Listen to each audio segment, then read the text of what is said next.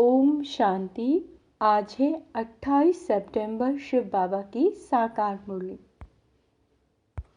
आज बाबा कहते हैं, बाप से लव और रिगार्ड रखो।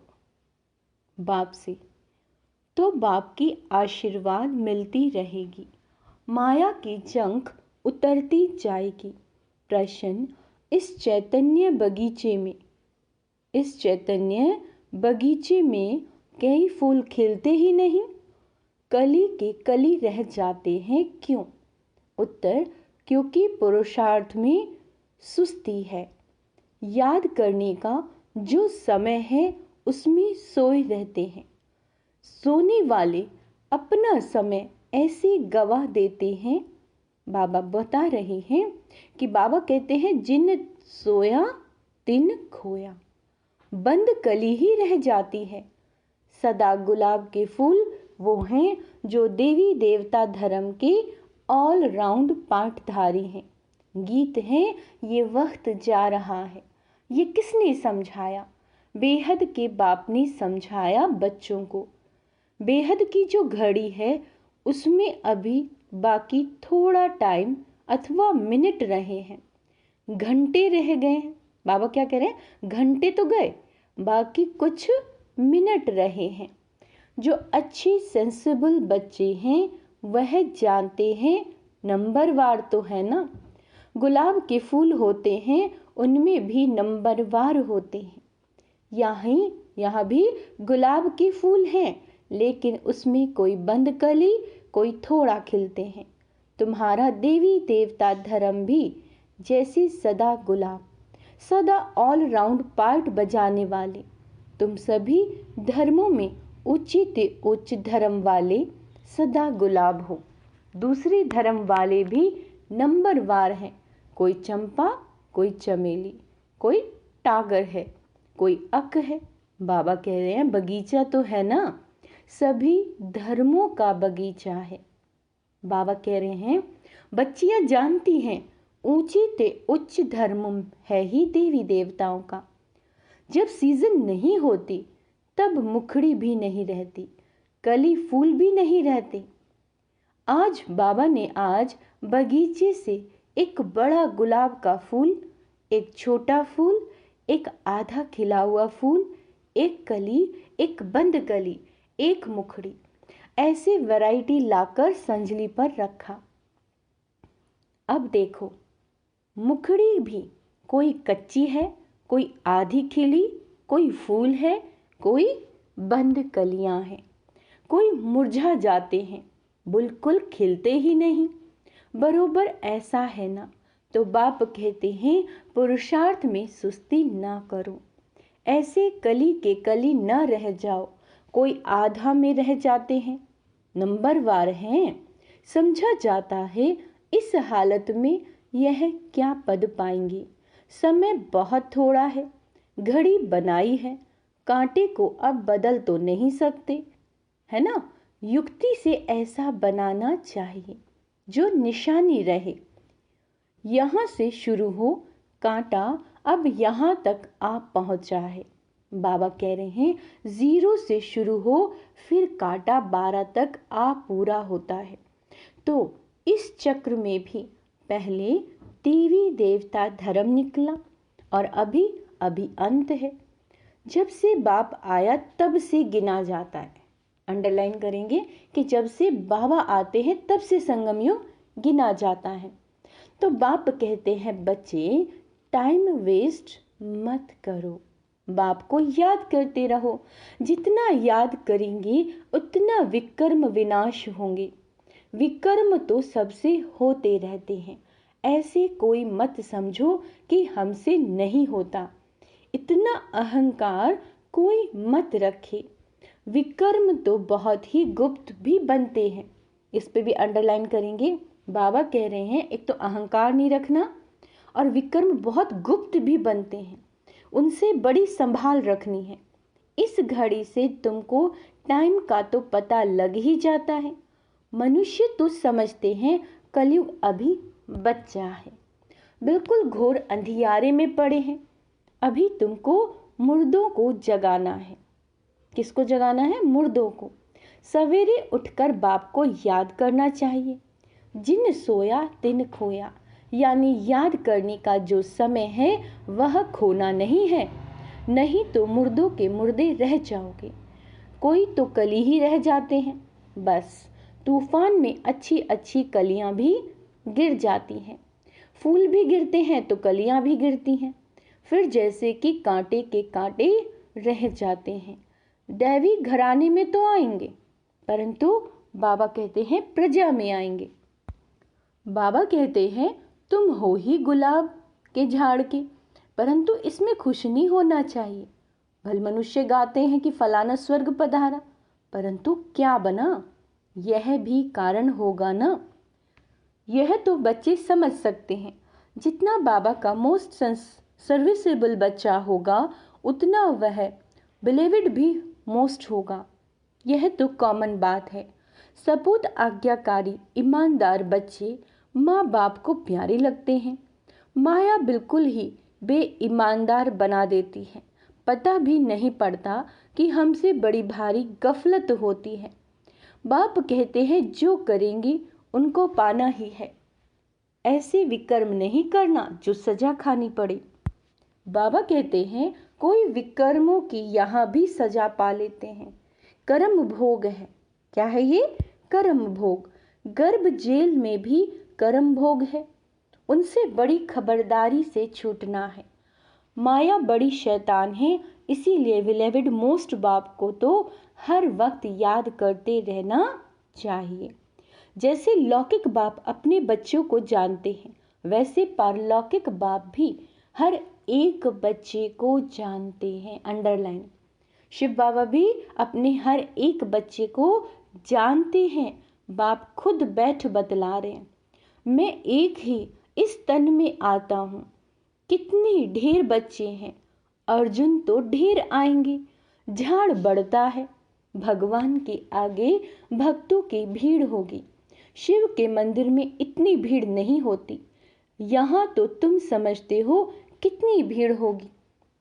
सूर्यवंशी चंद्रवंशी राजधानी स्थापन होनी है। इन बातों में बुद्धि बड़ी विशाल चाहिए। बरोबर भक्त जो इतनी भक्ति करते हैं, उनके सम्मुख भगवान आएंगे तो कितनी भीड़ होगी। तुम जानते हो बाबा हमको राजयोग सिखला रहे हैं, परंतु घर में रहते हुए फिर भी भूल जाते हैं। यह ऐसी विचित्र बात है जो साथ रहते भी फिर भूल जाते हैं। इतना लव रिगार्ड नहीं रहता। सुई को कट लगी हुई होगी तो वह चुंबक को खींच नहीं सकती। योग और ज्ञान भी, बाबा कहते हैं योग और ज्ञान भी हो तब कट निकल सके।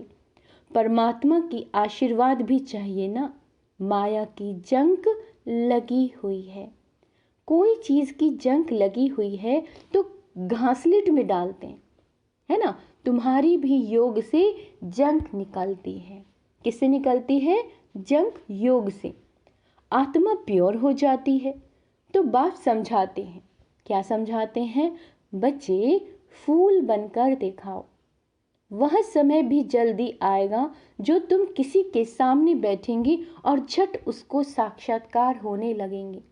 ब्रह्मा और विष्णु का साक्षात्कार तो बहुतों को होता है। डायरेक्शन देते हैं, जाओ बीके के पास। ब्रह्मा भी बैठे हैं, ब्रह्मा कुमार कुमारियां भी बैठे हैं। आगे चलकर बहुतों को साक्षात्कार होगा। बाबा साक्षात्कार कराते हैं, तुम वहां जाओ। मैं वहां राजयोग सिखला रहा हूं। इससे तुम यह पद पा सकते हो। है भी सेकंड की बात। मन मनाभव मुझे याद करो तो तुम सूर्यवंशी बन जाएंगे। वहाँ है दैवी वंशी और यहाँ है असुर वंशी। कितनी अच्छी रीति समझाया जाता है। कोई चीज को महीन करने के लिए कूटा जाता है ना। मकान का, बाबा कह रहे हैं मकान का फाउंडेशन पक्का करने के लिए कितनी मेहनत करते हैं। बाप भी कहते हैं जितना हो सके मुझे याद करते रहो। शिवपुरी और विष्णुपुरी को याद करो। यह अंदर अपने साथ बात करनी है। पहले अपने से चिंतन कर फिर बात करनी होती है समझाने के लिए। तुमको भी समझाना है। अब बच्चे एग्जीबिशन में कितनी मेहनत करते हैं, सारी समझाने की बात है। सिर्फ स्लोगन से तो कोई समझ ना सके। बाप बैठ समझाते हैं देवी देवताओं को राज्य कैसे मिला, किसने राजयोग सिखाया। भगवान वाच्य, मैं राजयोग सिखलाता हूँ, कहता हूँ मुझे याद करो, शिवपुरी और विष्णुपुरी को याद करो। अब प्रदर्शनी में भी बच्चों को अच्छी रीति समझाना है, मेडिटेशन पर भी समझाना है। हम भी मेडिटेशन करते हैं, चलते फिरते बाप को याद करते बाप से बातें करते रहते हैं। जैसे कोई प्रोग्राम से कहीं जाना होता है तो बुद्धि में रहता है ना, आज फलाने के पास हमको जाना है, प्रोग्राम मिला है और बुद्धि दौड़ती रहती है और समय नज़दीक आएगा समझेंगे अभी हमको जाना है। तुमको भी अंदर में ये रहना चाहिए, बस अभी हमको जाना है बाबा के पास, ये पुरानी खाल छोड़नी है। क्या कहा बाबा ने? ये पुराना शरीर यानी पुरानी खाल छोड़नी है, शिवपुरी में जाना है, इस रावणपुरी को छोड़ना है। ये बड़ी छीछी गंदी दुनिया है। अभी हम संगम पर बैठे हैं, यह आयरन एजिड शरीर है। बाबा कहते हैं मुझे याद करते रहो तो तुम आत्माओं को शिवपुरी में ले जाऊंगा। श्री कृष्ण तो नहीं ले जाएगा। तो ये समझाने की बात है। अब बाप कहते हैं मुझ शिव बाबा को याद करो। अभी तुम राजयोग सीख रहे हो, तुमको शिवपुरी में आना है, फिर विष्णुपुरी में चले जाएंगे। विष्णुपुरी किसको कह रहे हैं बाबा? स्वर्ग को। यह समझाना तो सहज है ना। शिवपुरी मुक्ति से होकर विष्णुपुरी यानी जीवन मुक्ति में जाना है। सभी का बाप एक है, मुख्य ये समझाना है। बाकी कितना भी स्लोगन आदि बनाएंगे, मुफ्त खर्चा होता है। चित्र तो सबके पास है। कराची में तुम्हारे पास कितने आते थे? बड़ी मैदान में टेबल कुर्सी रखी होती थी, जो आते थे उनको बैठ समझाते थे। आगे तो इतना ज्ञान नहीं था, अभी तो बिल्कुल सहज ज्ञान मिला है। बाप को भी जानते हैं, बाप है स्वर्ग का रचयिता। उनका फरमान है मुझे और वर्षे को याद करो, चित्र दिखाकर इस पर समझाओ। आगे तो समझाने से सुनते सुनते ध्यान में चले जाते थे। उसी समय तो तुम छोटी छोटी कलियां थी। बाबा का सारा चमत्कार था, रस्सी खींच लेती थी। अभी तो समझाने की बहुत ज़रूरत है। आजकल तो आदमी भी बड़े खराब हैं, फार्म भराने बगैर एक्यूपेशन का पता पढ़ ना सके। जैसे वह बैरिस्ट्री आदि पढ़ाने वाले टीचर्स होते हैं। यह बेहद का बाप कितना बड़ा टीचर है। वह टीचर तो करके बैरिस्टर बनाएगा, बीच में शरीर छूट गया तो बैरिस्ट्री भी खत्म। ऐसे थोड़े ही दूसरे जन्म में वो चलेगी। यहाँ तुम जो कुछ करते हो वो साथ ले जाते हो। आत्मा में संस्कार रहते हैं। हाँ, छोटे बच्चे को ऑर्गन्स छोटे हैं, इसीलिए बोल नहीं सकते, कर्म इंद्रियों से कुछ कर नहीं सकते, परंतु संस्कार तो ले जाते हैं ना। यह है अविनाशी ज्ञान। बड़ा होकर फिर आए ज्ञान लेंगे, वह आत्मा फिर से आएगी जरूर। ये अंडरलाइन करेंगे कि वो आत्मा फिर आएगी जरूर, कहाँ ना कहाँ किसी का कल्याण भी करेगी, अपने माता पिता को भी इस तरफ खींचेगी। भले छोटा बच्चा होगा तो भी माँ बाप को देखने से ही उनका प्यार कशिश करेगा। ऑर्गन्स छोटे होने के कारण बात तो नहीं कर सकेंगे, परंतु लव जाएगा हम जीन्स की तरफ। तो यह नॉलेज बड़ी विचित्र, रमणीक और सिंपल है। कोई तो बिल्कुल ही ऐसे हैं जो कांटे का कांटा रह जाते हैं। बाबा कह रहे हैं सतयुग है गुलाब का झाड़, अभी तो कांटे हैं, फिर उनसे कोई मुखड़ियाँ निकल रही हैं। सदा गुलाब तो है, फिर उनमें नंबरवार है। प्रजा में भी आएंगे ना, कली बन फिर मुरझा कर खत्म हो जाएंगे। यह कोई पढ़ाई थोड़े ही हुई। मुखड़ी बंद की, बाबा कहते हैं मुखड़ी बंद की बंद रहेगी तो प्रजा में चले जाएंगे। जो फूल बनते हैं वह राजाई में आएंगे। बाबा बगीचे में जाते हैं तो बच्चों को समझाने के लिए फूल भी ले जाते हैं। अगर अभी पुरुषार्थ कर फूल न बनी तो बाद में बहुत पछताना पड़ेगा। एक तो विकर्मों का बोझ सिर पर है ही, फिर और ही सजा खाकर प्रजा में पद पाना, ये किस काम का हुआ। यह तो समझते हो हमारी दैवी राजधानी स्थापन हो रही है। क्या हो रही है? दैवी राजधानी स्थापन हो रही है। हर एक को समझ सकते हैं कौन कौन क्या बनेंगे। दिल में रहेगा यह कहाँ तक पढ़ सकेंगे, क्या बनेंगे। अच्छा पढ़ने वाला होगा तो अंदर प्यार करते रहेंगे, समझेंगे यह राजाई में आएंगे। आगे चलकर तुमको बहुत साक्षात्कार होंगे। ना पढ़ने वाले फिर बहुत पछताएंगे, समय बहुत थोड़ा है, फिर इतना गैलब भी कैसे करेंगे। बाप कहते हैं बच्चे बनकर फिर अगर विकर्म करेंगे तो 100 गुना दंड भोगना पड़ेगा। जेल में जाने वाले कई चोरों का धंधा ही ये हो जाता है, सजा खाना और जेल जाना। बाबा कह रहे हैं अभी तुम पुरुषार्थ कर रहे हो ऊंचे से उच्च महाराजा महारानी सूर्यवंशी बनने का। नंबरवार तो है ना, जो भागंती हो जाएंगे उनका क्या हाल हो जाएगा। बाप कितना अच्छी रीति समझाते हैं, परंतु तकदीर में नहीं तो समझते नहीं। फिर तो तदबीर कराने वाला क्या कर सकता है। बाप तो कहते हैं फूल बनो, बाप को भूलो मत। ऐसे बाप का हाथ कभी नहीं छोड़ना। माया अजगर कच्चा खा जाएगी। ऐसी गफलत नहीं करनी जो अपना राज्य भाग्य गवा देंगे।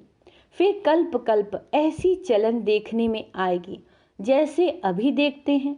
कोई सतो प्रधान चलन, कोई की रजो कोई की तमो। ग्रहचारी भी अच्छे अच्छे बच्चों पर बड़ी कड़ी बैठती है। अंदर के काले और बाहर के अच्छे। क्या कह रहे हैं बाबा? अंदर से काले हैं और बाहर से अच्छे हैं। गफलत होगी तो आत्मा काली हो पड़ेगी, परछाया काला पड़ता है। और इसीलिए बाबा कहते हैं एक कान से सुन दूसरे कान से निकाल दो। इविल बातों के लिए कान बंद कर दो, इविल बातों के लिए। अच्छा, मीठे मीठे सिकी लदे बच्चों प्रति माता पिता बाप दादा का याद प्यार और गुड मॉर्निंग। रूहानी बाप की रूहानी बच्चों को नमस्ते। हम रूहानी बच्चों की रूहानी बाप दादा को याद प्यार, गुड मॉर्निंग, नमस्ते मीठे बाबा, शुक्रिया बाबा, शुक्रिया। धारणा के लिए मुख्य सार, सदा विकर्म विनाश करने की लगन में रहना है। कोई भी विकर्म अब ना हो, इसकी संभाल करनी है। संकल्प में भी किसी भी आत्मा के प्रति कोई व्यर्थ संकल्प ना चले। कर्म में तो बहुत दूर की बात है, वाचा की।